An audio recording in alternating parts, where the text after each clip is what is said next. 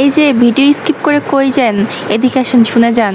একই রকমের নুডলস খাইতে খাইতে বোর হয়ে গেছেন, আজকে ভিডিওটা কিন্তু আপনার জন্য। আসসালামু আলাইকুম, কেমন আছেন সবাই? আমার পেজে সকলকে স্বাগতম। আজকে চলে আসছি ভিন্ন ধরনের একটা নুডলসের রেসিপি নিয়ে। আমরা কিন্তু সবাই কম বেশি বাসায় নুডলস খাই, আর একই ধরনের নুডলস খাইতে খাইতে কিন্তু সবাই মোটামুটি বোর হয়ে গেছি। তাই ভাবলাম যে কেন না একটা স্পেশাল কোনো রেসিপি নিয়ে চলে আসি। নুডলসই খাবো কিন্তু একটু ভিন্ন স্টাইলে খাইলে কেমন হয়, সেই ধারণা থেকে আজকে ভিডিওটি করতে আসছি। আর ভাবলাম যে আমি নিজে কেন খাবো, আপনাদেরকে একটু লোভ দেখাই, কি বলেন?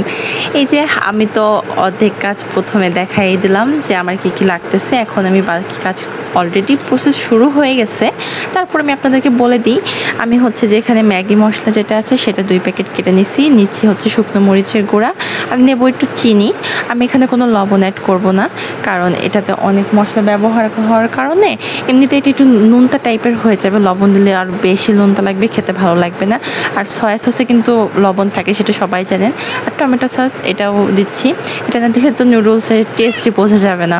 আসলে এটার টেস্টটা এমন হবে যে ঝাল, টমেটো সসের একটা টক টক, আবার একটু সুইট ফ্লেভার, মানে অনেক বেশি ইয়াম্মি হওয়ার কথা। এখন না বানালে তো বুঝতে পারতেছি না, বানাই খাই, তারপর আপনাদের সাথে বলবো যে কেমন হয়েছে। আর এই যে মশলাটা রেডি করে চলে আসছি, দেখি যে পানি গরম হয়ে কাঁপাকাঁপি শুরু করে দিছে। কেন কাঁপতেছে সেটা সবাই জানেন, যে যারা কারেন্টের চুলা ইউজ করে। পাতিলের নিচটা সমান না হইলে পাতিল তেমন ভাইব্রেশন করে, এটা নিয়ে আপনাদের ভয় পাওয়ার কিছু নেই, পাতিলে মৃগী রোগ হয়নি। এখন আমি নুডলসটা খুব ভালোভাবে সিদ্ধ করে নেব, কারণ হচ্ছে যে বেশি সিদ্ধ হয়ে গেলে ভালো লাগবে না, বেশি শক্ত থাকলে তো ভালো লাগবেই না। আর আমি নুডলসটা ঠান্ডা পানিতে ধুয়ে নেব, কারণ এটার ভিতরে যে গরম ভাবটা থাকে না, এটার কারণে কিন্তু অনেক বেশি পরবর্তীতে সিদ্ধ হয়ে যেতে পারে। আর আমি এখন কড়াইতে পেঁয়াজ কুচি, রসুন কুচি দিয়ে এটাকে সুন্দরভাবে মুচমুচে করে ভেজে নেব। আপনারা চাইলে আদা কুচি দিতে পারেন, এটাতে কিন্তু আরও বেশি টেস্ট লাগবে। দিয়ে এটা আমি সুন্দর করে ভেজে নেব।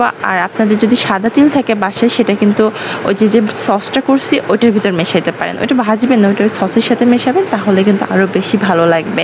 আর এই যে সসটা রেডি হয়ে গেছিলো আগের থেকে, তার ভিতরে এই যে গরম ফুটন্ত তেল দিয়ে দিছি, আর হচ্ছে যে মোচমোচা পেঁয়াজ ভাজি, রসুন ভাজি এগুলো দিয়ে দিছি। আর এটা খুব সুন্দর করে মিশিয়ে নেব কিন্তু, কারণ এই সসটাই কিন্তু আমাদের নুডলসের মূল জাদুকারী একটা উপাদান।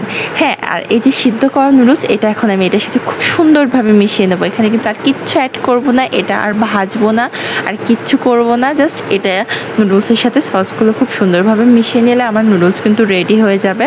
আমি খুব সুন্দরভাবে নিচে থেকে উপর পর্যন্ত সুন্দরভাবে মিশিয়ে নিয়েছি। দেখেন কত ইয়াম্মি লাগতেছে না, কালারটা জাস্ট ওয়াও হয়েছে। এখন আমি খেয়ে আপনাদেরকে বলবো যে কেমন হয়েছে।